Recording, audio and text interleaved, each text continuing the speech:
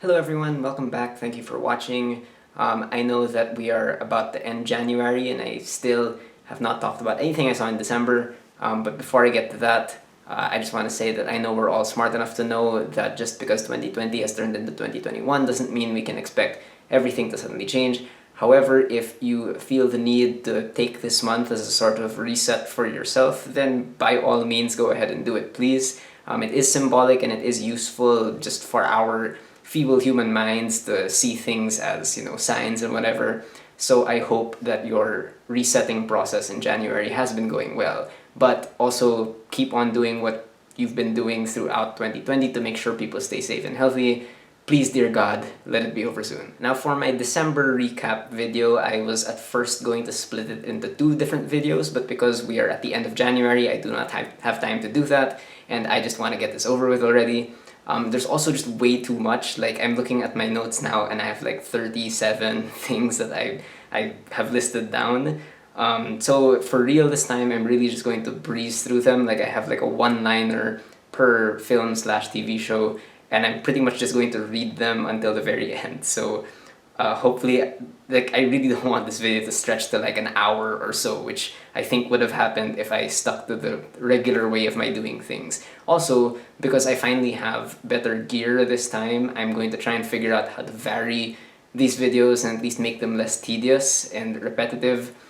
Also, because now I am on that social media site called Letterboxd. You can follow me at letterboxd.com/Cinemil. It's the same name as this vlog. So yeah, anyway, without further ado, as I stare at my notes, please enjoy as we just run through the remaining things that I saw in 2020. First off, just a few TV shows to start with. I Hate Suzie, which is a really fantastic little mini-series from the UK. It's an incredibly disturbing story of a disgraced celebrity going through a breakdown, essentially. It features two of the best written female characters from last year, in my opinion. And I love the fact that the show just sort of changes in style all the way till the very end, and it has an incredibly challenging finale, so I highly, highly recommend I Hate Suzie. Big Mouth Season 4. If the raunchiness in Big Mouth isn't really as strong now as it was before, I do think that the show has actually gotten better in terms of exploring other aspects of these kids' identities and not just like pure physical puberty. I still do think that the voice acting is great, especially the new voices here, including Maria Bamford as the anxiety mosquito. And ultimately, I still do think the show is very, very sweet, which is why I haven't given up on it just yet. Small Axe is the 5-film anthology directed by Steve McQueen, who did 12 Years a Slave, and here he's really just flexing. He's just showing us that he can do whatever the hell he wants across 5 movies slash hour-long episodes. And I will always refer to Small Axe as a series and not just like a bunch of films, because it really does work as a series, and it's intended to work as a series. And I do think that the bigger picture it forms about racism and protest in the UK at a certain period of time is really, really impactful. Excellent performances in every single episode, especially John Boyega in the 3rd episode. I'm just so glad he's finally getting a role like this that really shows off what he can do after he was completely stabbed in the back by Star Wars. Moving on to film, we have Residue, which is a very small independent film that I think is a really unique portrayal of memory on screen. It's really just about this young black filmmaker who goes back to his hometown just to sort of find inspiration or do research. But of course, he finds that his town is completely different. It's gentrified. It's nothing like how he idealized it in his head. Incredibly precise use of sound and editing, and I really enjoy the fact that it shows how, artist types, they can sometimes their creative processes can get in the way of confronting actual real-world issues. Next, we have Malaya, which is something you can watch on iWant, which is unfortunately a movie that I didn't really care for. It's one of those two lovers in a foreign land kind of thing, but I just didn't really care about the central relationship, which I feel like is developed so unconvincingly. I mean, yes, Italy is pretty in the movie, and the performances are solid when they're actually allowed to perform, but for the most part, I just felt like this movie was trying to overcompensate too much for the lack of it being eventful, which it isn't at all. Next is Elehia sa Paglimot, which is a movie that I was fortunate enough to see through a screener. Whatever issues I have with this film in terms of its craft, I'm willing to brush that off because I just have so much admiration for the director Christopher Brugada, who really committed to watching sort of his father sort of deteriorate in the hospital as he was at the end of his life. And I just think it's such a courageous thing to be willing to look at that and to still see this person in the hospital as, of course, a human being. And as someone who has watched a grandparent at least get sicker and sicker in the hospital, as someone who still has grandparents who have been losing their memory as well, I thought this was just it really, really hit. And I'm just so grateful I was able to see it. Next is My Octopus Teacher, which is a documentary that you can see on Netflix. It proves once again that nature documentaries will never ever be boring. It's really just about this relationship between a man and a small octopus that he follows for a year. It looks really, really beautiful, but the film has this emotional center that really caught me off guard, and I found myself getting pretty teary-eyed by the end. And I'm still so baffled about how they managed to shoot all of this, because it's really all mostly underwater and I cannot imagine the logistics of that. So it's a great treat just for filmmakers in general. Next is Shadow in the Cloud, which is really cool when it's being like a Twilight Zone kind of episode for about 2/3 of the film, and then in the last third it becomes literally one of the most stupid action movies that I've ever seen. It's really, really ridiculous and not in a great way. However, I do think that Chloe Grace Moretz carries this whole thing on her back, and I feel like she's only been getting better as an actress, and I'm glad that she's taking on all these crazy different roles. City Hall, which is a 4.5-hour documentary pretty much about the city of Boston, but it sort of starts at the City Hall, but it really just sort of spreads out over the 4.5 hours to show us how really everything is connected to everything else and everything is linked back to local government. So in a way, the film is actually a pretty good, optimistic and endorsement of local government. I would be lying if I said I paid attention throughout the entire 4.5 hours. Of course, I did not, unfortunately, because there's no way that I am cut out for local government. But it does have so many different memorable individual moments. So if there's anything in City Hall that really catches your eye, chances are you're really, really gonna enjoy it. Also, it features a mayor who's actually doing his best, which is such a great thing to see, especially in this country. Next is the new David Fincher movie Mank, which is of course about Herman Mankiewicz, who wrote Citizen Kane.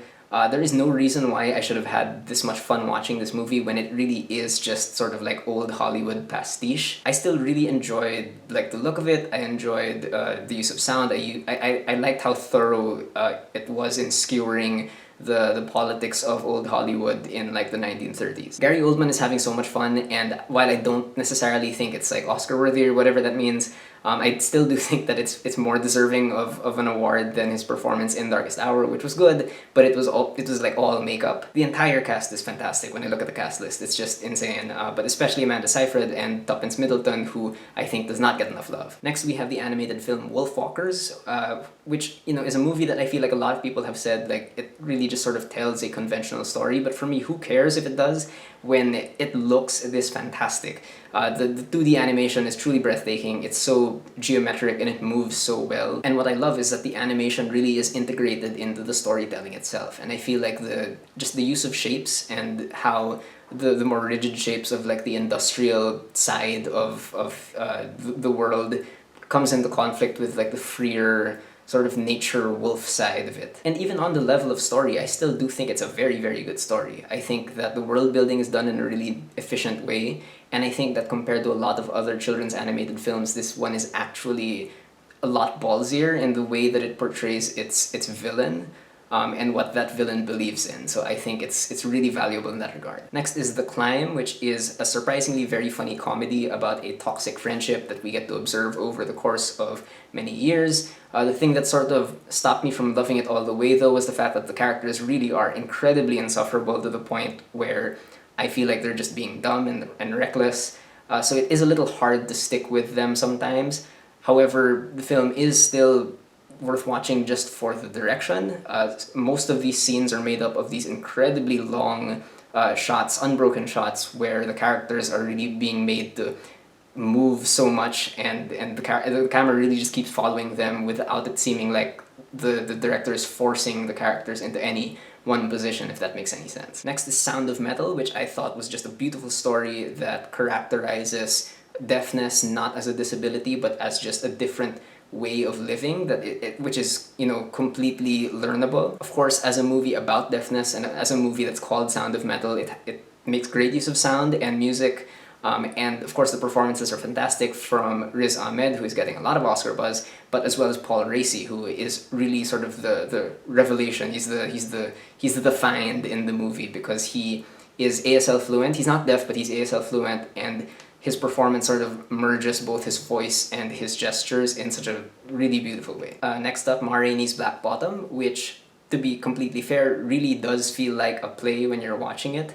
However, I do think that it works on film anyway. I think the use of space really makes sense for the story anyway. And the space sort of allows these characters to have these uninterrupted discussions about claiming one's art, especially as a black man or a black woman in this era of America. Viola Davis is great in this movie, and she is practically unrecognizable. And I'm disappointed that she doesn't get as much buzz about her transformation as someone like, let's say, Joaquin Phoenix would get for Joker. And of course, Chadwick Boseman is on another level in this movie. It is incredibly unfortunate that this is his last screen role, but what a way to go out, because he really flexes his entire range here, I think. And I would not be disappointed at all if he won an Oscar, and it wouldn't just be because it would be a posthumous Oscar. It's really because he deserves it, because his performance is that good in this movie. The Croods: A New Age, which is the DreamWorks animated sequel to the first Croods, which I barely remember. I mean, it's what you expect from DreamWorks animated movie. The writing is really paper thin. However, it is also so much funnier than it has any right to be, in my opinion. It knows how to use like really ridiculous imagery and use of space, as well as sound design that really elevates a really dumb moment into like the funniest thing in the world. I mean, yeah, that's pretty much it. It's kind of forgettable, but it is a very good time if you watch it. Black Bear is a film that I also found surprisingly very funny in a very niche, like filmmakery way. Like, it's clearly made for people who know what it's like to be on a very awkward film set. Unfortunately, while a lot of people really love Black Bear, I just couldn't really ride with it because I just didn't think it said anything useful about toxic relationships or about the film industry in general. You know, it has a lot of like inside jokey kind of stuff about film sets, but it doesn't say anything about the industry at large. It doesn't say anything about, you know, annoying white auteur directors. However, it is worth watching just because Aubrey Plaza is so good in this, and she can do anything. Like, if you don't know that she's a good dramatic actress, watch her in this and she will completely blow away any of your expectations that you had of her, maybe from watching Parks and Rec or whatever. The Prom is the adaptation of the Broadway musical, and the way I describe this movie is like, it's what people who don't like Broadway think all Broadway is like, in the sense that it is very loud and it's very colorful, it's very bombastic, which I do appreciate, but it's also so lacking in nuance, and I feel like it also doesn't really say anything about anything. However, in a year where we've had no stage shows, I did really appreciate sort of the bombast of it all, and I do think that most of the cast, or like some of the cast, is very good, and Andrew Rannells is just the best. He can do whatever he wants also. Arch Enemy is a really baffling, like, semi-copy of Hancock, but the production values just are not there. This is a cheap-looking movie that is just not very good. The dialogue is truly cringeworthy a lot of the time. Just from the very beginning, it's just hard to listen to, it's hard to get through. And if there are any exciting moments, they happen very rarely, and they're few and far between. And just as things begin to get interesting, it ends, and then of course it teases a sequel, which is never going to happen. Minari is a really gorgeous film that I think really works as just like a series of beautifully realized moments. It feels like flipping through a photo album almost. Just about this family of Korean-American immigrants. And while the Golden Globes and a bunch of other award-giving bodies have been categorizing this as a foreign film, it is maybe one of the most sincere American dream stories that I have seen in a while. And I love that they sort of show us the American dream through very small rituals that this family continues to keep up. The cast is incredible. I think they are a shoo-in for a SAG nomination at least. Especially Steven Yeun and especially Yoon Ya-jung, if I'm pronouncing her name correctly, who is playing essentially the Lola, and she is so funny and she's so irreverent, and she really took me by surprise. Greenland is a disaster movie that really also caught me by surprise because it's just so much better than these kinds of movies tend to be, because it actually cares about its characters. It cares about smaller scale conflicts instead of like the giant, you know, existence ending event that's hurtling towards Earth. It does eventually lose steam in the second half or so because it also doesn't really focus on the really important questions and implications of the whole situation. But I was tense throughout the whole thing, and for me, like the first 50 minutes are really great. Like they just keep on moving, and when the 50-minute mark hit, I just had not realized I was watching for that long. Another Round is a very fun movie about teachers drinking themselves to like really unsafe levels, which is so much more fun than I thought it was going to be, so I will give Thomas Vinterberg that. I do wish it made any bigger statement at all about anything about a certain kind of masculinity that compels these men to drink, or perhaps the education system, because having teachers do this in school is really bizarre. It is worth watching for Mads Mikkelsen, who is having the time of his life and who gets such a really euphoric final scene. Soul is of course the new Pixar film that I think is obviously not perfect, but if you are in the right sort of place in your life to hear its message, it will hit you very hard. I do think that its big moments really landed for me.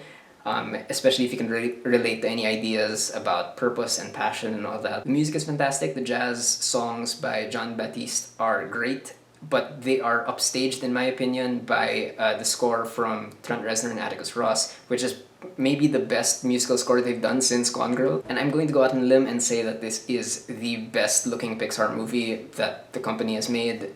Just everything about it, both in the human world and the like soul world, is just done in such an interesting, vibrant way. I loved the look and the aesthetic of this whole thing. Wonder Woman 1984 is a fun movie, I suppose, and most of the cast is trying, especially Kristen Wiig.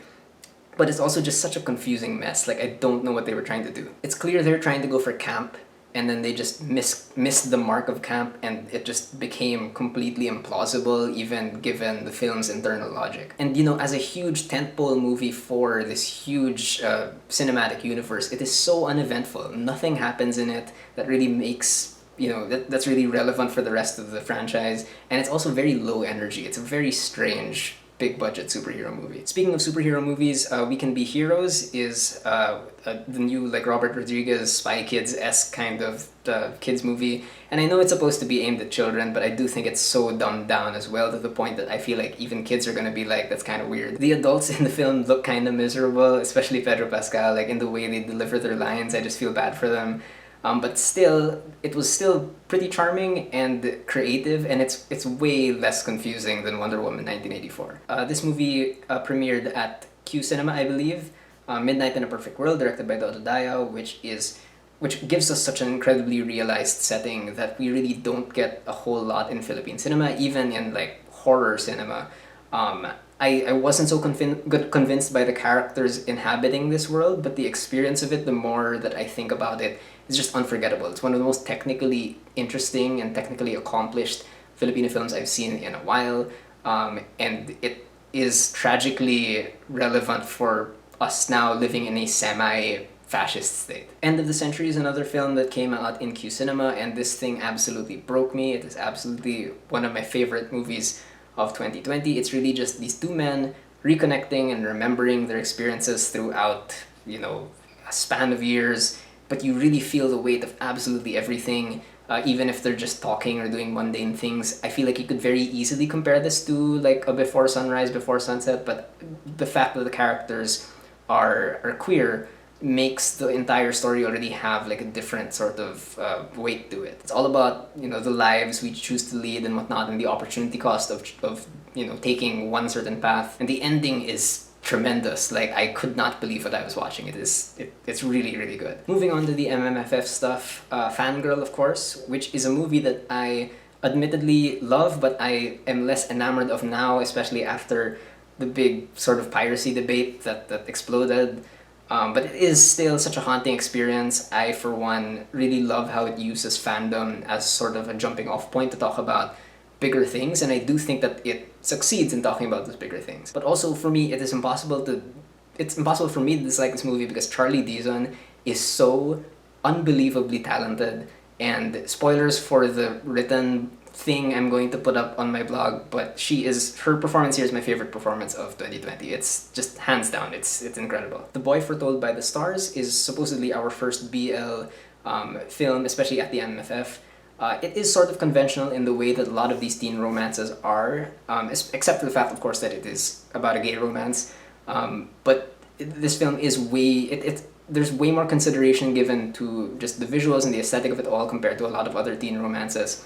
And Adrian Lindaig is fantastic. He really leads the way in this movie and he kicks the door down.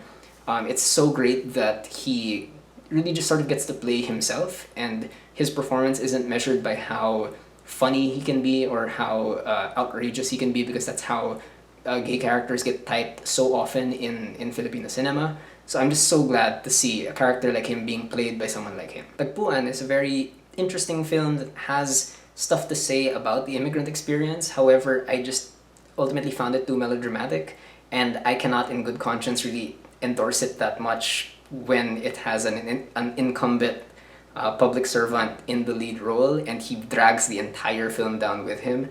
So unfortunately, that really stood in the way of me appreciating the good stuff that this film had. The Missing is your stereotypical MMFF horror movie. I do think that it is on the right track in terms of visuals because Japan looks fantastic and the visual effects do a little more than I thought they were going to. But literally nothing happens in this movie for about an hour until everything happens all at once, just in one scene. It's your usual zero stakes, zero fear, male gazy horror movie that you will completely forget as soon as it's done. Magic Land is a film that I think is clearly kind of rusty and way too hurriedly paced. However, it is genuinely inspiring to see kids at the center of their own action-adventure movie. It's a family-friendly adventure as well. At a certain point towards the end, I was tearing up just thinking about, there are kids in the audience or in the Philippines who could see this and see themselves in these really empowered characters, and I love that. And while the visual effects obviously aren't perfect and they're not 100% convincing, I still do think that there's so much personality to the look of this, both in the VFX and the production design. Like, who cares if they're kind of rusty? They clearly really put a lot of creativity in it. Suarez, the healing priest, is decent if it's taken in like individual scenes, but as a whole it really doesn't come together as a film. The whole thing is really just hagiography. It is just serving this Father Suarez to the point that it's just worshipping him and not treating him like a human being or a character. And while it's worshipping Father Suarez, it ends up shrugging off some very serious church issues that I feel like a film like this needs to tackle, like pedophilia, like the exclusivity of the Christian church. However, it is still not as bad as Isa Pang Bahaghari, which is just what you'd expect from the spiritual sequel to Rainbow Sunset. The direction is still incredibly static. The tone of it is still really overdramatic all the way till the end. The performances, while some of these actors are good, it's all very shouty. And of course, for some reason, there are these really baffling sexual assault related subplots that are in there for absolutely no reason. And they just leave a bad taste in the mouth. But again, even that is not as bad as Mang Kepweng Ang Lihim ng Bandanang Itim, which is a movie that features transphobia in the first 15 minutes. It features a completely irritating protagonist played by an irritating actor who really doesn't do anything heroic during this entire movie. He just belittles other people, and I don't know why we're supposed to root for him. It really feels like a relic of an older kind of MMFF, which is saying a lot because this edition we got in 2020 still isn't great. Coming Home is kind of similar to Isa Pang Bahaghari. It ticks every single teleserye box that it can, to the point that it sort of circles back on itself and becomes this unintentionally hilarious drama that has weirdly, needlessly convoluted storytelling as well. And it really just is hard to support anything with Jingo Estrada at the center. And, it's a movie directed by Adolfo Alex Jr., who, of course, gave us Bato the General Ronald De La Rosa story months before the senatorial election, so I'm never forgiving him for that. But of course, the worst film of the year, spoilers, is Pacboy's Tapusa, which is literal trash that spends 2 hours or over 2 hours even just belittling women, destroying their bodies for the sake of humor or whatever. The writing is completely inept. There's nothing smart about this. There's nothing clever or funny about it. The level of humor in this movie is the same level of humor as what you see in those little joke booklets on the side of the road at gas stations. I mean, I don't say this lightly, but it's literally a useless film. There's nothing of value to it, and I don't understand why it was made, and I don't know who benefits from it. except misogynists. So there you go. And finally, we get to the best movie that I saw in December, which is also, in my opinion, the best movie that I saw in 2020, which is Nomadland, directed by Chloe Zhao. Which tells the relatively simple story of Fern, a woman in her 60s, played by Frances McDormand, who, after experiencing a lot of loss in her life, decides to adopt this nomadic lifestyle, this modern nomadic lifestyle where she lives out of her van and just sort of travels along the American countryside, taking these odd temporary jobs and just sort of subsisting like that. Now, I'm fully aware that Nomadland has been getting so much acclaim and it's become like a critical darling and all that, and I know that when a movie gets that sort of attention, there forms like this expectation in our heads that when we go and watch it, we're going to expect that it's good, or we're going to expect a certain quality about it. And maybe that doesn't happen for everyone, but it does happen to me, and I know it happens to other people I know. But I swear that I entered this movie trying not to think about that and really sort of going in with a healthy amount of skepticism. And for sure, there were moments throughout Nomadland where I was thinking, okay, this might not really be like as great as people are saying it is.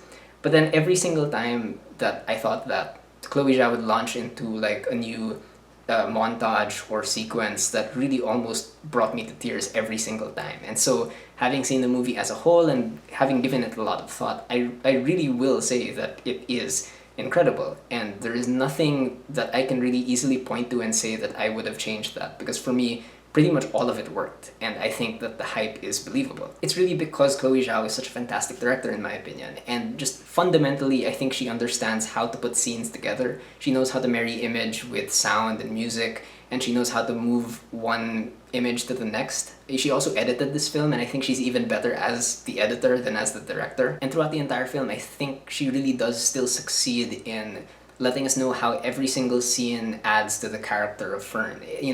As a really intense character study, it really, really works. But I do think the story of it is also really moving. I found myself getting choked up just thinking of what these people have lost. This film occurs in the aftermath of essentially the failure of the American dream for a lot of working class Americans. And I truly loved its balance of sort of wonder and freedom with like this deep sadness over the impermanence of everything, because in this nomadic lifestyle, of course, they sort of get to travel around and all of that, and sort of live a life that is deemed like less acceptable by privileged Americans living in their houses. But at the same time, they can never hold a job, and so it becomes this really interesting sort of tension between being happy that you're on the road and experiencing so many things, but also never being able to hold on to anything. And what's really great is that at the beginning, of course, the nomadic lifestyle is framed as their choice, their voluntary choice to get into their vans and do this. But at the same time, and the movie knows, that these people also don't really have a choice. Like, this is the only way of life that they can really commit to anymore, because everything else about capitalism has failed them. However, I will say now that while I personally speaking, just me, really love this movie, and there's nothing about it that I would really change, I am completely aware of the fact that there are people who feel the complete opposite way about this movie, and that they really don't like it. And I think that is completely valid, and I actually enjoy reading their takes as well. In fact, for anybody who loves anything, I think it is important to go and look at the opposing opinions, not because you're trying to convince yourself to think a different way, but really just to open yourself up to how other people are perceiving this thing that you love. It really raises an interesting point about cinematic portrayals of poverty.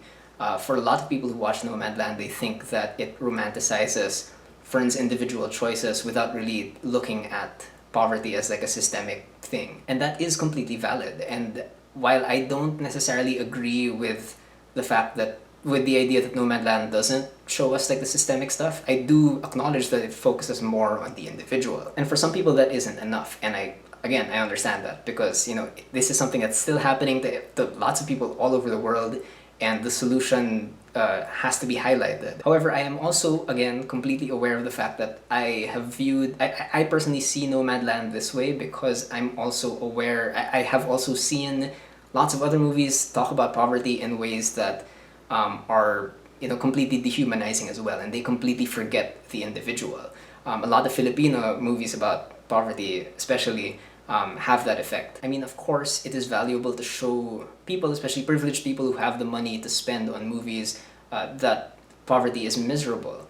But at the same time, I feel like a lot of these movies, in focusing on the misery, erase the individuality of people, or at least erase any sort of capacity for goodness that these characters can have, which I also don't think is helpful. So moving forward, I don't really have an answer to this. I just wanted to raise the discussion, but I do think it's interesting because in any story that deals with economic inequality, I think there is this tension to be managed between showing the fact that, you know, these people who are living in squalor are still people, human beings, and they're not to be taken as just these homogenous masses. But at the same time, there is a responsibility to look at, the systems that sort of allow this poverty to take place. Again, me personally, I don't think that Nomadland commits that sin. I still think that it is a fantastic movie. But you are completely free to disagree, and I am not, like, if you disagree with me, I'm not even gonna get mad, because why would I do that? Feel free, if you haven't seen Nomadland yet, feel free to watch it, and don't get pressured at all by all the awards buzz it's getting. Don't get pressured by me. Make up your own mind about it. Alright, finally, 2020 is over. This video was still longer than I wanted it to be, but whatever. So anyway, if you guys have any thoughts about Nomadland or anything that I talked about in this video, please do leave me a comment below. And again, I hope you guys had a happy new year. I hope you have a safe and healthy 2021, please. But yeah, so if you have anything you want to say, please do leave me a comment. Let's have a conversation.